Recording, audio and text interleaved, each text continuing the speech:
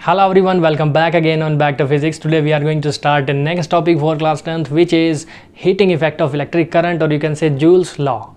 Joule's law को ही heating effect of electric current बोलते हैं। और हम इसमें समझेंगे कि जब किसी एक कंडक्टर से या किसी मटेरियल से हम इलेक्ट्रिक सर्किट में मतलब या फिर किसी इलेक्ट्रिक करंट को फ्लो कराते हैं, बैटरी से कनेक्ट करते हैं, तो क्या फिजिकल चेंजेस उसके अंदर देखने को मिलते हैं, वो हम इसमें डिटेल से जानेंगे। और हीटिंग इफ़ेक्ट है क्या, वो भी अच्छे से समझेंगे। तो सबसे पहले इसको जानने के लिए हमने एक सिंपल सा एक बेसिक सर्किट ड्रॉ किया हुआ है, जिसके अंदर हमारे पास एक रेजिस्टेंस R लगा हुआ है और एक बैटरी V लगी हुई है। बैटरी जिसका पोटेंशियल है, ठीक है, और करंट इसमें फ़्लो हो रहा है जैसे ही हम बैटरी को स्विच ऑन करते हैं, ठीक है ना। तो क्या चेंजेस देखने को मिलते हैं? सबसे पहले एज्यूम करके चलो कि ये रेजिस्टेंस यहाँ नहीं है, क्योंकि रेजिस्टेंस क्या काम करता है? रेजिस्टेंस गड़बड़ करेगा। क्या गड़बड़ करेगा? Resistance opposes the flow of electric current, electric current को रोकने की कोशिश करता है। मान लेते हैं कि हमारे पास ये रेजिस्टेंस यहाँ नहीं है, गायब कर दिया हमने इसको। ये सिंपल है, कोई कंडक्टर है, कोई इलेक्ट्रिक सर्किट है। हमने बैटरी को कनेक्ट किया, बैटरी का स्विच ऑन किया, स्विच ऑन करते ही इलेक्ट्रॉन्स जो हैं वो चलना शुरू कर गए। किस डायरेक्शन में चलना शुरू कर गए? From negative to positive terminal of the battery. और इलेक्ट्रिक करंट किस डायरेक्शन में फ्लो होना शुरू हो गया? From positive to negative terminal of the battery. अभी हम कब की बात कर रहे हैं? जब रेजिस्टेंस नहीं है, रेजिस्टेंस गया, अपने घर गया, ठीक है। अभी हम बात करते हैं कि जब रेजिस्टेंस हमने लगा दिया, जब तक रेजिस्टेंस नहीं था, इलेक्ट्रॉन्स मज़े से फ्लो कर रहे हैं, कोई दिक्कत नहीं है उनको, नेगेटिव से पॉजिटिव की तरफ जा रहे हैं, बड़े अच्छे तरीके से जा रहे हैं, ठीक है ना। ऐसे इनके डायरेक्शन को भी दिखा देते हैं। मान लेते हैं ये इलेक्ट्रॉन है, इधर गया, इलेक्ट्रॉन है, इधर गया, इलेक्ट्रॉन है, इधर गया। ये कब की बात कर रहे हैं हम? जब रेजिस्टेंस नहीं है। अब रेजिस्टेंस अगर कनेक्ट कर दिया है, रेजिस्टेंस की ये प्रॉपर्टी है कि वो इलेक्ट्रिक करंट के फ्लो को अपोज करता है, इलेक्ट्रिक करंट के फ्लो को रोकने की कोशिश करेगा, इलेक्ट्रॉन्स को रोकने की कोशिश करेगा, इलेक्ट्रॉन्स को रोकने की कोशिश करेगा। That means electric current reduce करने की कोशिश करेगा। और अगर इलेक्ट्रिक करंट रिड्यूस हुआ पूरे सर्किट के अंदर में, तो इफेक्ट पड़ेगा पूरे सर्किट के ऊपर, ठीक है ना। जो डिवाइस इसमें कनेक्टेड हैं उनके ऊपर इफेक्ट पड़ेगा।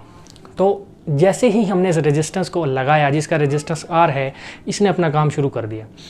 स्विच ऑन करते हैं बैटरी का, इलेक्ट्रॉन्स फिर से फ्लो करना शुरू करते हैं, लेकिन अब मज़े से फ्लो नहीं कर पाएंगे, ईजिली फ्लो नहीं कर पाएंगे। कौन आ गया बीच में? रेजिस्टेंस आ गया बीच में। रेजिस्टेंस डिफ़िकल्टी क्रिएट करेगा। रेजिस्टेंस की प्रॉपर्टी है कि वो डिफ़िकल्टी क्रिएट करेगा ही करेगा। अब इलेक्ट्रॉन्स को थोड़ी डिफ़िकल्टी हो रही है आगे बढ़ने में। कहाँ से कहाँ तक? इस A पॉइंट से इस B पॉइंट से इस A पॉइंट तक इलेक्ट्रॉन्स इस डायरेक्शन से इस डायरेक्शन में जा रहे हैं ना। तो इलेक्ट्रॉन्स यहाँ तक तो बड़े मज़े से आ रहे हैं, लेकिन जैसे ही वो B पॉइंट पर पहुँचते हैं, वो देखते हैं कि रेजिस्टेंस कनेक्टेड है आगे। तो जैसे ही वो B पॉइंट से पहुँच रहे हैं, B पॉइंट से A पॉइंट तक आने में, फ्रॉम B पॉइंट से A पॉइंट तक, B पॉइंट से A पॉइंट तक आने में उनको बड़ी डिफ़िकल्टी हो रही है। Difficulty to move, difficulty to move. तो डिफ़िकल्टी टू मूव अगर होगी, अगर उनको डिफ़िकल्टी हो रही है, तो हमें क्या करना होगा? दैट मीन्स जो हमने बैटरी कनेक्ट की हुई है उसको ज़्यादा वर्क करना पड़ेगा, ज़्यादा फोर्स लगानी पड़ेगी, ठीक है ना। So battery has to do more work to push electron from B part to A part, क्योंकि ये इलेक्ट्रॉन्स को जाने से रोक रहा है, ये जाने नहीं दे रहा है, ठीक है। तो बैटरी को ज़्यादा पोटेंशियल की हमें बैटरी लगानी पड़ेगी ताकि इस बैटरी को और ज़्यादा वर्क करना पड़े। That means we have to do work, work have to be done, work has to be done to move electrons from point B to point A, ठीक है ना।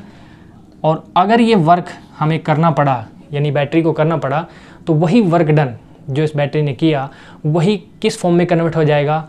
Is converted into heat energy. Heat energy की form में वो dissipate हो जाएगा, loss हो जाएगा, कह सकते हैं। तो हमें ये वर्क डन निकालना होगा, ठीक है। जैसे हमने वर्क डन निकाल लिया, वही होगा हमारा हीट डिसिपेशन, ठीक है। सो इसके लिए हमें कुछ इक्वेशंस, बेसिक इक्वेशंस जो कि हम पहले से जानते हैं, उनकी जानकारी होनी चाहिए कि जो इलेक्ट्रिक पोटेंशियल होता है वो कितना होता है। इलेक्ट्रिक पोटेंशियल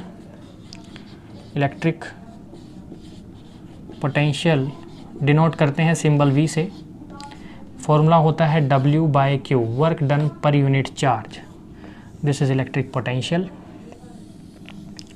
दूसरी चीज़ हमें मालूम होनी चाहिए कि जो इलेक्ट्रिक करंट है, इलेक्ट्रिक करंट जो इसके अंदर फ्लो हो रहा है, इलेक्ट्रिक करंट डिनोट किससे करते हैं? I से। फॉर्मूला क्या होता है, Q upon T, charge per unit time, ये भी हमें मालूम होना चाहिए। तीसरी चीज़ हमें क्या मालूम होनी चाहिए, ओम्स लॉ, ओम्स ने जो लॉ दिया वो भी हमें मालूम होना चाहिए, that should be equal to V is equal to IR। इतनी बात क्लियर है, ये हम सब जानते हैं, पहले हम पढ़ चुके हैं। ये तीनों चीज़ें हमें मालूम होनी चाहिए इस फॉर्मूला को डिराइव करने के लिए, joules law of heating effect को या heating effect of electric current को डिराइव करने के लिए। तीनों का हम यूज़ करने वाले हैं अभी इसको डेरिवेशन को कंप्लीट करने के लिए। सो अभी हम ये जान रहे हैं कि हमें अगर हीट डिसिपेशन निकालना है तो हमें वर्क डन निकालना होगा। सो वर्क डन कितना होना चाहिए, वर्क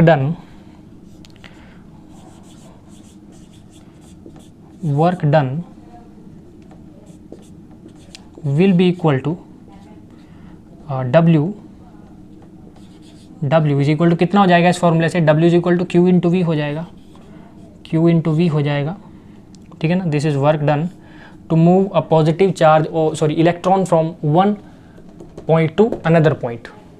इतना वर्क डन हमें करना होगा, और अगर इतना वर्क डन हमें करना पड़ रहा है तो हमें इसके अंदर जो वैल्यूज़ हैं उनको पुट करने की कोशिश करेंगे, जो चार्ज कितना है वो कितना होना चाहिए, ठीक है ना, एक्सेट्रा एक्सेट्रा, या फिर जो पोटेंशियल है वो कितना होना चाहिए। तो यहाँ से हमें पता है कि Q की वैल्यू निकल जाएगी इस फॉर्मूले से, V की वैल्यू निकल जाएगी ओम्स लॉ से। दोनों को पुट करेंगे, इक्वेशंस बना लेते हैं, equation number 1, equation number 2, equation number 3। ये कहाँ से आया, यूजिंग इक्वेशन नंबर 1, फर्स्ट को यूज़ किया और वर्क डन का फॉर्मूला हमने लिख दिया है। Using equation number 2 and 3 in equation number 4, इसको हमने 4 मान लिया है, ये विजिबल नहीं है यहाँ, तो इसको हम 4 मान लेते हैं कि ये 4th इक्वेशन है, ठीक है। यूजिंग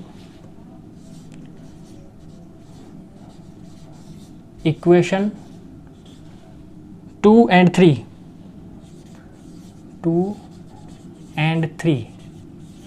इन 4 में इनको पुट कर देते हैं। W will be equal to कितना हो जाएगा, work done will be equal to Q है, Q की वैल्यू आ जाएगी Q की वैल्यू आ जाएगी I इंटू टी, और इंटू में V की वैल्यू आ जाएगी I into R, Ohm's law से, ठीक है ना। इतना क्लियर है, सोल्व कर लेंगे। W is equal to I into I हो जाएगा I square R into t, ये आ गया amount of work done. So this amount of work done will be converted into heat energy, यानी कि यही होगी हमारे पास डिसिपेशन ऑफ हीट और amount of heat dissipated, IRT, H is equal to IRT। Equation number 5 मान लेते हैं हम इसको, ठीक है।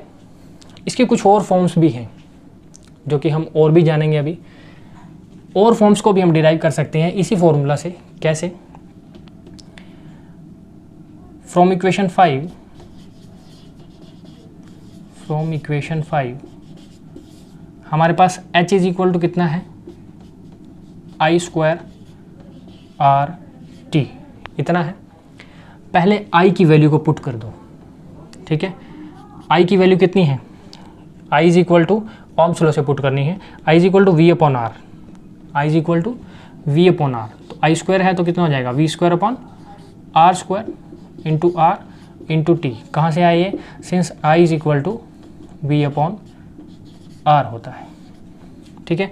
सो R से एक R कैंसिल हो जाएगा, this will be V square upon R into T, this is heat. ये सेकेंड फॉर्मूला आ गया हमारे पास, इक्वेशन नंबर 6 मान लेते हैं इसको। एक फॉर्मूला और निकाल सकते हैं, कैसे, ये जो हमने अभी हीट का निकाला H is equal to I square RT, पिछली इक्वेशन में हमने I की वैल्यू पुट करी, अब R की वैल्यू पुट कर लो। ओम्स लॉ से ही R की वैल्यू हो जाएगी V upon I, so H will be equal to I square, R की वैल्यू हो जाएगी V upon I into T. I से एक I कैंसिल हो जाएगा and we can write it here, H is equal to I, you can say VIT, this is amount of heat dissipated, ठीक है। This is equation number 7। अब ये अलग अलग फॉर्म्स आ रही हैं, इनका मतलब ये नहीं है कि सब अलग अलग हैं, ये न्यूमेरिकल के ऊपर डिपेंड करता है, क्वेश्चन के ऊपर डिपेंड करता है कि हमें किस इक्वेशन का यूज़ करना है। मान लो हमारे पास करंट और रेजिस्टेंस दिया हुआ है न्यूमेरिकल में, इस फॉर्मूले का यूज़ करेंगे। पोटेंशियल और रेजिस्टेंस दिया हुआ है, इस फॉर्मूले का यूज़ करेंगे। पोटेंशियल और करंट दिया हुआ है तो इस फॉर्मूले का यूज़ करेंगे। तीनों को कंबाइन कर देते हैं। तीनों को अगर कंबाइन करें तो H will be equal to, सबसे पहला फॉर्मूला है I स्क्वायर RT, दूसरा फॉर्मूला है हमारे पास V square T upon R, V square T upon R, और जो तीसरा फॉर्मूला है हमारे पास वो है VIT। ठीक है ना, दिस इज़ VIT। ये तीनों फॉर्मूलाज हम यूज़ करेंगे इस हीटिंग इफेक्ट के अंदर to solve different types of numericals. ठीक है ना, इसको हम इक्वेशन नंबर 8 मान लेते हैं। सो इन इक्वेशन से हम क्या कंक्लूड कर सकते हैं हीट के बारे में, वो हम बताते हैं अभी। हीट जो है, सबसे पहली चीज़, heat is directly proportional to electric current I। इसको आप ऐसे लिख सकते हैं, हीट ही लिखेंगे इसको, ठीक है, H ना लिख करके। Heat is directly proportional to electric current I। ठीक है ना, जितना ज़्यादा सर्किट में करंट बढ़ेगा उतनी ज़्यादा हीट बढ़ जाएगी। दूसरी चीज़ क्या है, heat is directly proportional to resistance. Heat is directly proportional to resistance R। कब कब कह रहा है ये, देखिए ज़रा, डायरेक्टली प्रोपोर्शनल टू R तो है, बट एक कंडीशन में हमारे पास इन्वर्सली प्रोपोर्शनल भी आ रहा है। तो कब इन्वर्सली प्रोपोर्शनल है वो भी बता देते हैं। तीसरा है heat is inversely proportional to resistance R।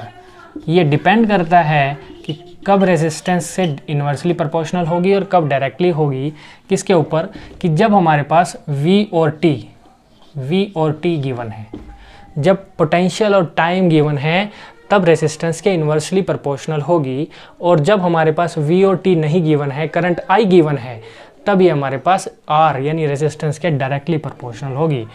Number 4, heat is directly proportional to time T। Heat is directly proportional to time T, that means जितना हम टाइम इंक्रीज़ करेंगे उतनी ज़्यादा हीट डिसिपेशन बढ़ती चली जाएगी। ठीक है, so these are some important points regarding heat effect और heating effect of electric current. अब हम इससे रिलेटेड कुछ न्यूमेरिकल को समझते हैं, एक दो न्यूमेरिकल करते हैं ताकि इस कंसेप्ट को और ज़्यादा अच्छे से समझा जा सके। Okay, so now we will solve one numerical based on heating effect of electric current, and the formula for electric current, heating effect of electric current is H is equal to I square RT।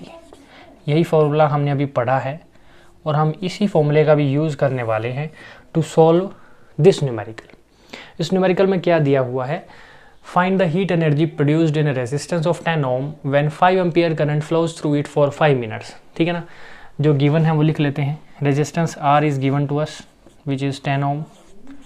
ठीक है, current I is given to us which is 5 ampere. ठीक है, and time T is also given to us which is 5 minutes. अब देखिए, minutes जो है वो basic unit नहीं है, सेकंड है। ठीक है ना, सो इसको सेकंड्स में कन्वर्ट कर लेते हैं, दैट मीन्स 5 × 60 सेकेंड्स। ठीक है ना, so applying the formula for heat, that means H is equal to I square RT। We will get it, I का स्क्वायर करेंगे that means current 5 square into resistance is 10 ohm into time is 5 × 60। ठीक है, 5 का square कितना हो जाएगा 25 into 10 into 60 into 5 हो जाएगा 300। कंप्लीट सॉल्व कर देंगे, heat will be equal to 25 into 3 75 हो जाएगा, और कितने जीरोज हैं 1 2 3 जीरोज हैं। हीट किस में आती है, जूल्स में आती है। ठीक है, तो किलो जूल में भी इसको लिख सकते हैं, यस, और यू कैन से heat will be equal to 75,000 upon 1000 kilojoule। ठीक है ना, we convert joules to kilojoule। so 30 से 3 zeros कट जाएंगे, this will be 75 kilojoule of heat will be dissipated from this circuit having resistance 10 ohm and current flowing through it of 5 ampere. ठीक है,